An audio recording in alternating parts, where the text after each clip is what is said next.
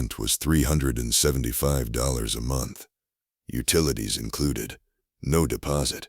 Marcus Hale stood on the cracked sidewalk outside the building and stared up at the second-floor windows like a man who had just been offered a deal with the devil and was trying to decide whether the fine print mattered. He was 21, 2 months behind on tuition, and living out of his car for the last 11 days.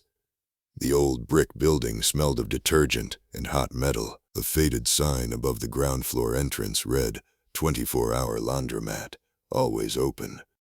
The landlord was a thin man named Mr. Greer, with yellowed fingernails and a smile that never quite reached his eyes. He handed Marcus the key without ceremony. "Top floor," he said. "Only unit up there. Been empty a long time. You'll like the quiet." Marcus should have asked how long. He didn't. The apartment was small and clean in the way of places that have been scrubbed more out of habit than hope. 1 bedroom, 1 bathroom with a rust stain in the shape of a continent, a kitchenette that looked onto the alley. The floorboards creaked in a language he didn't yet understand. Below him, the steady thump and spin of washing machines carried up through the wood like a distant heartbeat. The first 3 nights were almost peaceful. On the 4th night, at exactly 3:17 a.m., every machine in the laundromat started at once. Marcus sat up in bed, heart hammering. The sound was unmistakable. Dozens of washers and dryers roaring to life in perfect, unnatural unison. He waited for someone to shout, for a door to slam, for any sign of a human being. Nothing came. The machines ran for 43 minutes, then stopped as abruptly as they had begun. The next night it happened again. Same time, same duration. Marcus went downstairs on the 6th night in bare feet and a t-shirt, phone flashlight shaking in his hand. The laundromat was empty. Every machine was dark and silent. The air smelled of bleach and something older, like wet wool, left too long in a closed space. He checked the doors, locked from the outside. No one had come or gone. He told himself it was a timer glitch, some old electrical short. He almost believed it. Then the footsteps began. They started on the 8th night, soft and deliberate, directly above his ceiling.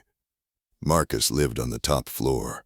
There was nothing above him but roof and sky. Yet something walked back and forth across the boards over his head, slow and measured, as if measuring the length of a room that did not exist. Sometimes it paused, as though listening. Once he heard the faint creak of a door that wasn't there. He stopped sleeping. On the 11th night he went downstairs again, at 3:17. This time, the machines were already running. Every dryer door stood open. Inside each one, spinning in perfect, terrible rhythm, were the same small clothes.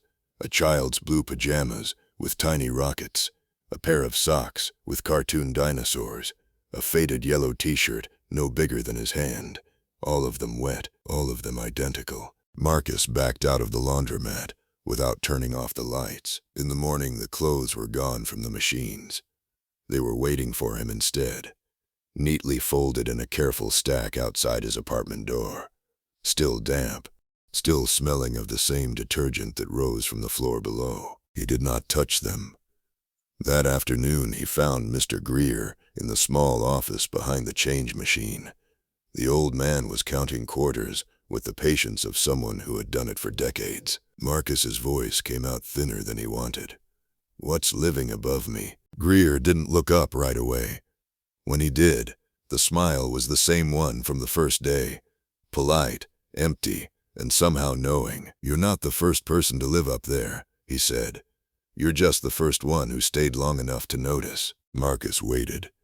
Greer stacked another roll of quarters. "The boy's name was Daniel," the old man continued, as if discussing the weather. "Lived with his mother in that unit back in '87. She worked nights. He used to come down here when he couldn't sleep. Liked the sound of the machines. Said they sounded like the ocean. One night she came home and he wasn't in bed. They found his clothes spinning in the dryers. Never found the boy." Marcus felt the floor tilt under him. "People moved in after," Greer said. "Most left within a week. Some lasted longer. None of them ever asked the right questions. You did. He looked at Marcus with something almost like pity. The machines still run for him. The footsteps are him looking for her. And the clothes, well, he leaves them for whoever's up there now, like an invitation. Marcus packed what little he owned that same afternoon. He left the key on the kitchen counter and the folded pajamas where they lay. As he walked out past the rows of silent machines, one dryer door swung gently open on its own, as if something inside had just finished watching him go. He never went back. Sometimes, late at night in the new place he eventually found, he still wakes at 3:17 and listens. The building is quiet. No machines, no footsteps. But once, just once, he could have sworn he smelled the faint, clean scent of laundry detergent drifting under the door, like a child had pressed his face to the wood and breathed, waiting to see if anyone would answer. Marcus never opens the door to check.